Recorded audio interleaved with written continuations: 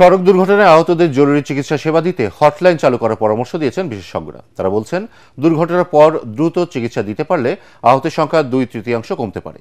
একই সাথে থানা স্বাস্থ্য কমপ্লেক্সগুলোতে দুর্ঘটনায় আহতদের চিকিৎসায় দক্ষ জনবল তৈরিরও তাগিদ দেন তারা। বিস্তারিত জানাচ্ছেন একরামুল হক সায়েম।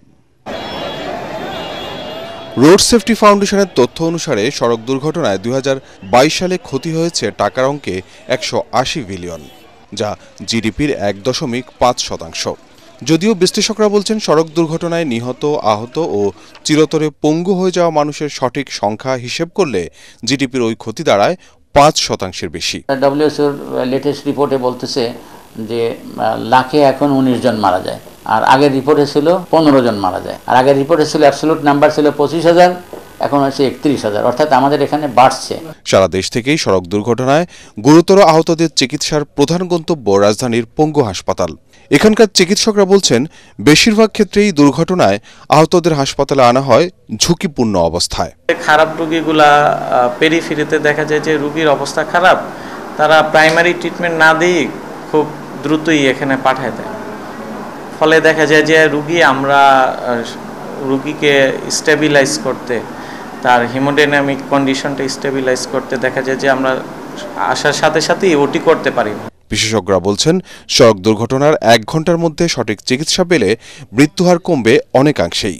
এজন্য স্বাস্থ্য কমপ্লেক্সগুলোতে দুর্ঘটনায় আহতদের চিকিৎসায় প্রশিক্ষিত জনবল নিয়োগের পাশাপাশি সড়ক মহাসড়কে বিশেষ ব্যবস্থা নেওয়ার তাগিদ দেন তারা।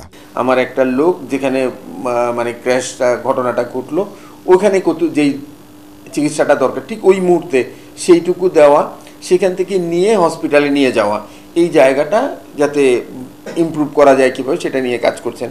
স্পট থেকে যদি যেইটুকু মানে রিসাসিটেশনের কথা বলি, ওইটুকু যদি ঠিকমতো না করা হয়, ঠিকমতো যদি আপনার আমার হসপিটালে না নেওয়া যায়, তাহলে কিন্তু এই মাঝখানের অংশতে প্রায় 1/3 থেকে 2/3 পর্যন্ত মানুষ মারা যেতে পারে।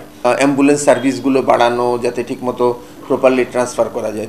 যে কোনো দুর্ঘটনা ঘটার সাথে সাথেই বা ক্র্যাশ হওয়ার সাথে সাথেই 99 বা এই টাইপের কোনো নাম্বারে রিং বাজতে থাকবে অনবরত, এবং লোকেশন বলা থাকবে। সাথে সাথে আমার নিকটবর্তী টিম যা তাকে উদ্ধার করবে, নিকটবর্তী হাসপাতালে তার চিকিৎসা দেবে, তার পরবর্তীতে লাগলে টারশিয়ারি কোনো হাসপাতালে নিয়ে যাবে। এই সিস্টেমটা যদি সরকার করতে পারে, এটা একটা ব্যাপক একটা জনবান্ধব কর্মসূচি হতে পারে। বিভিন্ন গবেষণায় দেখা যায়, দেশের কর্মক্ষম ব্যক্তিরাই সড়ক দুর্ঘটনায় সবচেয়ে বেশি মারা যান, যার প্রভাব সরাসরি পড়ে দেশের অর্থনীতিতে। একরামুল হক সায়েম, এটিএন বাংলা, ঢাকা।